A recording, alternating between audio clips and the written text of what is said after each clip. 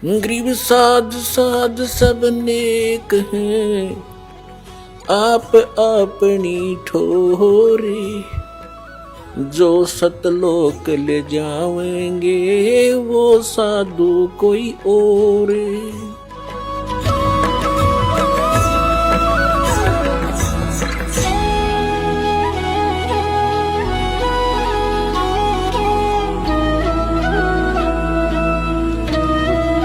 श्रीमद् भगवद गीता अध्याय नंबर 15 के श्लोक नंबर 4 में कहा कि तत्वदर्शी संत की प्राप्ति के उपरांत परमेश्वर के उस परम पद की खोज करनी चाहिए, जहां जाने के बाद साधक फिर लौटकर कभी संसार में नहीं आती। तो वो स्थान बर्मा द्वार पार करके कहा है, द्वादश दर महल मठ बोरे। वो महल, वो मठ, वो स्थान, वो शाश्वत स्थान है जहां फिर बहुर ना दे धरे रे, यानी पुनर्जन्म नहीं होगा, इस संसार में फिर नहीं आओगे। तो उस बर्म द्वार को पार करके सतलोक में प्रवेश किया। आगे क्या लीला कर रखी दाता ने, जैसे ऋग्वेद मंडल नंबर 9 सूक्त 1 मंत्र 8 में कहा है कि वो परमात्मा को उग्र गतियां प्रेरित करती हैं, यानी संसार में ऐसी स्थिति हो जाती है, हाहाकार मच जाती है, उग्र स्थिति पैदा हो जाती है। उस समय वो परमात्मा सह शरीर आता है, उसके सह शरीर आकर के फिर यहाँ सबका धारण पोषण करने के लिए यथार्थ ज्ञान देता है। और वो तीन प्रकार की शरीर से मैं रहकर वो सबका धारण पोषण करता है। अब 3 प्रकार से कैसे है, जैसे एक सतीथि भगवान एक स्वरूप में रहते हैं सतलोक के अंदर, एक बहुत बड़ा सुंदर सिंहासन है, सिर पे मुकुट है दाता के, और ऊपर एक बहुत बड़ा गुम्बद है, एक बहुत बड़ा गुम्बद बना हुआ है, और छतर अलग है गुम्बद के अंदर, यानी एक मंदिर नुमा एक स्थान है। मंदिर की तरह लंबी चोटी वाला नहीं है, एक गोल सा जैसे गुम्बद टाइप होते हैं, स्तूप होते हैं जैसे। और वहां परमात्मा उसके सेंटर में बहुत बड़े सिंहासन के ऊपर विराजमान है, और उनके एक रोमकूप यानी एक रोम समझो बाल में इतनी रोशनी है, करोड़ सूर्य मिला दे करोड़ चंद्रमा तो भी फीकी रहे। तो इस रूप में परमात्मा हमेशा वहां विद्यमान रहते हैं। फिर दूसरा उनकी स्थिति है कि प्रत्येक युग में एक शिशु रूप धारण करके वो कमल के फूल पर विराजमान होते हैं, और वहां से कोई निसंतान दंपति उठा ले जाते हैं, वहां परवरिश उनकी लीला होती है। तो उसमें कुंवारी गायों से भगवान परमात्मा की परवरिश की लीला होती है, जो बाल रूप धारण करके परमात्मा सतलोक से सह शरीर आते हैं। और फिर कुछ दिन एक आम नागरिक की तरह उस समय का जैसे भी वही लीला करके वही कार्य करके ये प्रमाणित करते हैं कि परमात्मा पाने के लिए अपना काम भी करो और राम भी भजो, ये मंत्र भजो, मोक्ष हो जाएगा। और अपना यथार्थ ज्ञान भी प्रचार करते उसी दौरान। और तीसरी स्थिति है कि वो कभी भी कहीं पर भी प्रकट होकर साधु संत के रूप में अच्छी आत्माओं को मिलकर वो ज्ञान बताते हैं और उनको अपना गवाह साक्षी विटनेस बनाकर छोड़ जाते हैं। तो इस प्रकार जो परमात्मा एक रूप में तो नीचे से जा रहे थे, एक साधु संत जिंदा महात्मा के रूप में गरीबदास जी को लेकर के, और दूसरे रूप में वो विराजमान थे सिंहासन के ऊपर, एक रोम यानी बाल में करोड़ सूर्य मिला दे करोड़ चंद्रमा इतनी रोशनी एक बाल की थी। तो सारे बॉडी का कितना प्रकाश होगा, इतना तेजों में शरीर, वहां भगवान विराजमान, ऊपर मुकुट, राजा के समान सिंहासन पर बैठे हैं। तो जो ही जिंदा महात्मा जी के साथ में यानी परमात्मा कबीर जी के साथ में गरीबदास जी निकट पहुंचे भगवान के दरबार में, तो जिंदा महात्मा के रूप में जो भगवान थे उन्होंने वहां चंवर रखा था, चंवर जो श्रद्धा से साधु संतों पर, गुरुओं पर और गुरु ग्रंथ साहिब और धार्मिक ग्रंथों के ऊपर मक्खी मच्छर से ऐसे वैसे करते हैं श्रद्धा के लिए। वो चंवर उठाकर करने लगे उस तेजो में शरीर सिंहासन पर विराजमान भगवान के सिर के ऊपर। गरीबदास जी सोच रहे हैं कि ये है भगवान जो तख्त पर बैठा है, जो सिंहासन पर विराजमान है ये परमात्मा और बाबा जी इनका कोई सेवक है। इतना विचार कर रहे थे तो तेजो में शरीर वाले भगवान खड़े हुए सिंहासन से और नीचे से गए थे जो बाबा जी जिंदा महात्मा के रूप में भगवान उस सिंहासन पर विराजमान हुए जो अनंत कोट ब्रह्मांड के कंट्रोलर का था, सिरजनहार का। और वो तेजो में शरीर वाले ने चंवर करने लगे उसके ऊपर, नीचे से गए महात्मा जिंदा के ऊपर। गरीबदास जी बालक सोच रहा था कि बाबा जी को भगवान कैसे चंवर कर रहा है। इतने में वो तेजो में शरीर और उस जिंदा महात्मा के शरीर में समा गया और उनका तेजो में वही रूप हो गया। शरीर तेज हो गया, स्वरूप वही रहा, प्रकाश बहुत हो गया। तो गरीबदास जी ने फिर यकीन हुआ और चंवर अपने आप घूम रहा है। तब गरीबदास जी ने कहा हो ये तो बाबा जी नहीं वे भगवान ने छेद है। तब परमात्मा ने कहा कि गरीबदास आप यहां रहा करते बच्चों, और ये देख कितने अच्छे बाग बगीचे हैं, कितने अच्छे महल तुम्हारे बने बनाए रखे हैं, इनको छोड़कर तुम गलती से यहां से चले गए। तेरे सभी भाई बहन चीटी से लेकर हाथी तक, रंग से लेकर राजा ब्रह्मा विष्णु महेश, ये दुर्गा, ये काल, ये तुम सभी यही रहा करते थे। और देखो यहाँ किसी चीज का अभाव नहीं है, सभी युवा शरीर है, कभी मृत्यु नहीं होती, कभी वृद्ध नहीं होते, और कितना सुंदर इनके परिवार हैं, कैसे खुशहाल हैं। और वहां काल ने इसकी नकल कर रखे, डुप्लीकेट बना रखे, मिट्टी के शरीर दे रखे तुम्हें मूर्ख बनाने के लिए।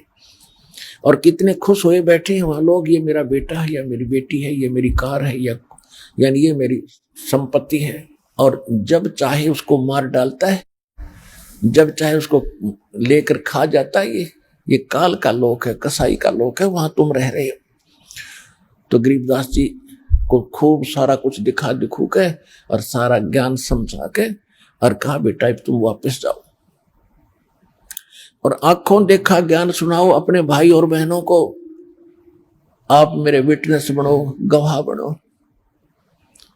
आने वाले समय में तुम मेरे प्रत्यक्ष दृष्टा गवाह बनो, ताकि तेरे भाई बहनों को विश्वास बने। अब गरीबदास जी कहने लगे भगवान अब इस लोक से मेरा जाने को दिल नहीं करता, वो तो कति सड़ा हुआ लोक है। गरीबदास जी ने आके बताया कि 100 योजन तक जात है। होय होय 100 योजन तक जात है या दुनिया की गंद। होय होय यानी 1200 किलोमीटर ऊपर तक यहाँ की बदबू जाती है, ये इतना खराब लोक है। तो परमात्मा ने समझाया कि तुम्हें जाना पड़ेगा, क्योंकि आप पहले यहाँ भक्ति युक्त थे और वहां जाकर तुम बिल्कुल कंगाल होगे। यहां तभी आ सकोगे जब आप उतने ही चार्ज हो जाओगे जितनी भक्ति तुम यहां से कमाई लेकर गए थे, इतने चार्ज होकर ही वापस आओगे। और अब मैं तुम्हें ऐसा मंत्र दूंगा, सतनाम और सारनाम। बेटा इसकी थोड़ी ही कमाई से तुम घने धनी हो जाओगे। जो गरीबदास जी ने अपनी अमृतवाणी में बताया है, और परमात्मा ने यह ज्ञान गरीबदास जी को दिया था। सतनाम पालड़ रंग होरी हो, ये 2 मंत्र का अक्षर है। सतनाम एक ओम एक तत् गुप्त है, जिनको सतनाम प्राप्त है उनको मालूम है। इस 2 अक्षर के मंत्र को सतनाम कहते हैं। और गरीबदास जी की वाणी में ये 2 अक्षर लिखे हैं, लेकिन हम थोड़ा सा इसको गुप्त रखने के लिए सिर्फ सतनाम बोल देते हैं। सतनाम पालड़ रंग होरी हो, और 14 लोक चढ़ावे राम रंग होरी हो। 3 लोक पासंग धर रंग होरी हो, तो ना तुले तुलाया राम रंग होरी हो। एक होरी नाम का अंग है, गरीबदास जी ने अपने अमृतवाणी में आंखों देखा जो लिखा है, उसकी ये चंद पंक्ति दास आपको सुना रहा है। क्या बताया कि एक सतनाम का एक बार सुमन कर लिया आपने, इसकी कितनी वैल्यू है, कितनी कीमत है। ओए होए सतनाम एक सिमरण कैसे होगा, जैसे ये 2 अक्षर का मंत्र है, एक मंत्र बाहर छोड़ना होता श्वास के द्वारा, और दूसरा मंत्र लेना है अंदर। तो ये कंप्लीट हो गया, एक मंत्र बन गया, सतनाम का एक सिमरन हो गया। और इसको करना कैसे है, जैसे बाहर जब छोड़ते हैं तो उस समय यही ध्यान रहे आपको कि मैं किस नाम का उच्चारण कर रहा हूं। बाहर छोड़ते समय श्वास के द्वारा एक थोड़ा सा जाप होता है, तो उस पर आपका ध्यान रहे। कबीर साहब कहते हैं कि शब्द गुरु चित चेला रे। उसके बाद जब आपको नाम मिल जाए, जैसे गुरु जी के बारे में बताया है कि कहे कबीर तुम चरण चित राखो, जो सुई में डोरा रे। शरण पड़े को गुरु संभाले, जान का बालक भोरा रे। और कहे कबीर तुम चरण चित राखो, जो सुई में डोरा रे। कि अपने गुरु जी के साथ इतने कनेक्ट हो जाओ, इतनी श्रद्धा रखो, जैसे सुई में धागा डाल दिया जाता है तो वो लटकता रहता, उसके साथ ही साथ उसे दूर नहीं हो पाता।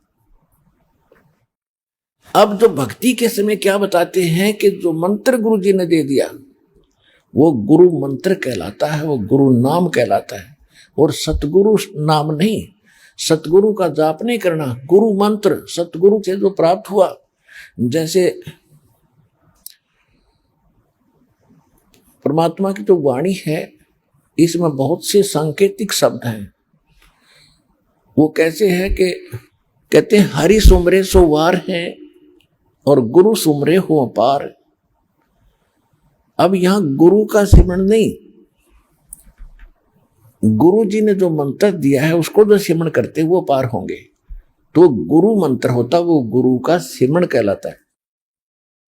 अब वैसे तो आपका लगाओ गुरुदेव के अंदर ऐसा हो कि अन्य गुरु और संत के प्रति सौपन में भी भाव नहीं आवे।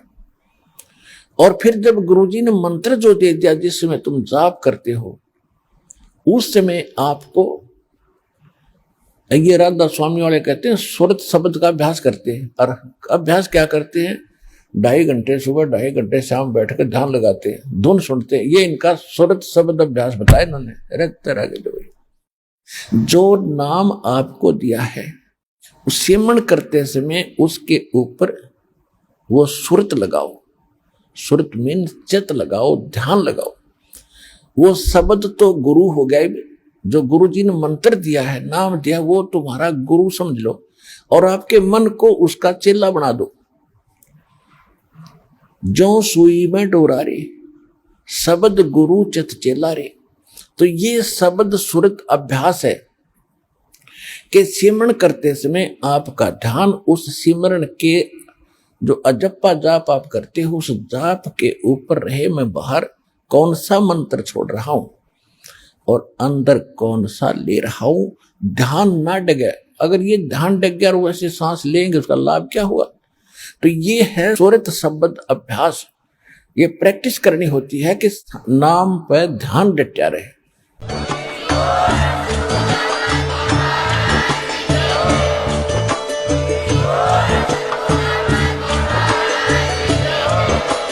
आप सुन रहे थे जगत गुरु तत्वदर्शी संत रामपाल जी महाराज जी के मंगल प्रवचन। अधिक जानकारी के लिए विजिट कीजिए हमारी वेबसाइट www.jagatgururampalji.org। संत रामपाल जी महाराज जी के शुभ आशीर्वाद से पूरे विश्व भर में 500 से भी ज्यादा नाम दीक्षा केंद्र हैं, जिन पर संत रामपाल जी महाराज जी द्वारा ऑनलाइन निशुल्क नाम दीक्षा दी जा रही है। अपने नजदीकी नाम दीक्षा केंद्र का पता करने के लिए संपर्क करें 8222880541।